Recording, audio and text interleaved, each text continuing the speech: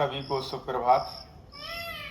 जैसा कि आप सब ने अभी हाल ही में इंडिया स्पेस वीक के तहत 3 प्रतियोगिताओं में हिस्सा लिया। एक था कला पेंटिंग और दूसरा था निबंध प्रतियोगिता और तीसरा भाषण प्रतियोगिता। सभी बच्चों ने बहुत अच्छा अपना जो है उसके साथ अनुभव साझा किया है और मुझे नया आइडिया भी मिला है कि हम बहुत जल्द आप सब के लिए, क्योंकि इन बच्चों ने इतना अच्छा निबंध लिखा है, तो उसी निबंध को हम भाषण के रूप में तब्दील करेंगे। तो आप तैयार रहिएगा। और आज 23 अगस्त है और आज है राष्ट्रीय अंतरिक्ष दिवस।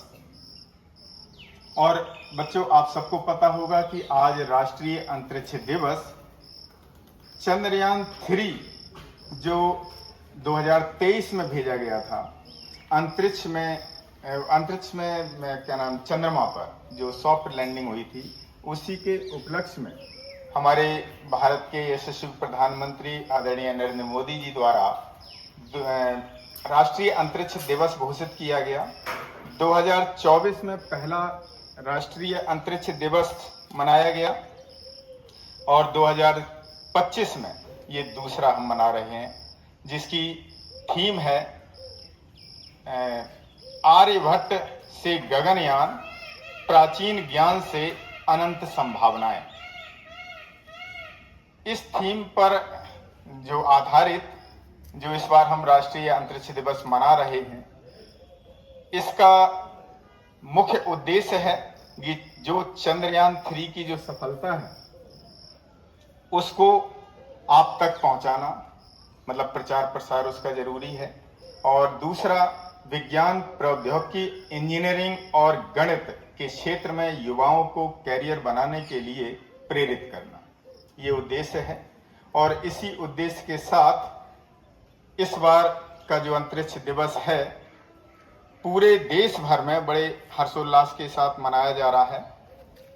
आपको बता दें कि चंद्रयान 3 जब 2023 में चंद्रमा पर भेजा गया तो आपको पता होगा कि इसमें चंद्रमा के दक्षिणी ध्रुव पर पहुंचने वाला ये विश्व का पहला ये स्थान है भारत का। और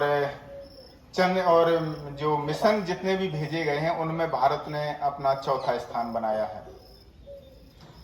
और लगातार आप देखें कि जब से भारत में अंतरिक्ष अनुसंधान के प्रति जागरूकता बढ़ी है, और जो देन है हमारे भारत के अंतरिक्ष वैज्ञानिक, भारत में अंतरिक्ष क्रांति के जनक हमारे सम्मानित डॉक्टर विक्रम साराभाई जी, जिन्होंने सबसे पहले 1962 में एक नेशनल कमेटी गठित की थी। और 1962 के बाद आपको बता दें कि 1969 में इसरो की स्थापना हुई, इंडियन स्पेस रिसर्च ऑर्गेनाइजेशन की स्थापना हुई।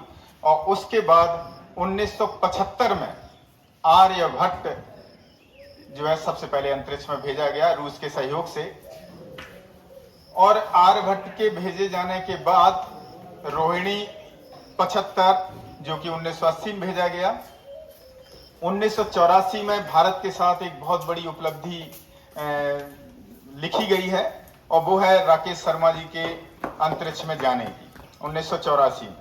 और 1984 के बाद फिर 1994 और 2001 में PSLV और GSLV जैसे उत्कृष्ट स्तर के लॉन्च व्हीकल विकसित किए गए हैं, जिससे भारत ने अंतरिक्ष की दुनिया में अपना कीर्तिमान स्थापित किया है। और इसके बाद 2008 में चंद्रयान 1 भेजा गया।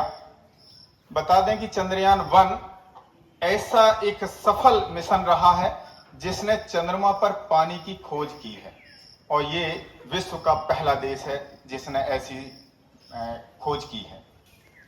2008 के बाद 2013 में मंगलयान भेजा गया, 2019 में चंद्रयान 2 भेजा गया और 2023 में आपको पता है चंद्रयान 3 भेजा गया, जिसके विक्रम लैंडर और प्रज्ञान रोवर चंद्रमा पर स्थापित किए गए हैं।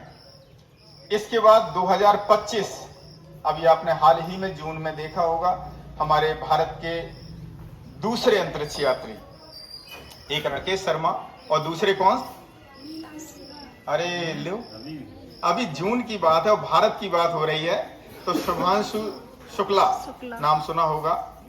अंतरिक्ष स्टेशन जो पृथ्वी तल से 400 किलोमीटर ऊपर स्थापित है, अंतरराष्ट्रीय अंतरिक्ष स्टेशन, जहां पर वो रह के आए हैं।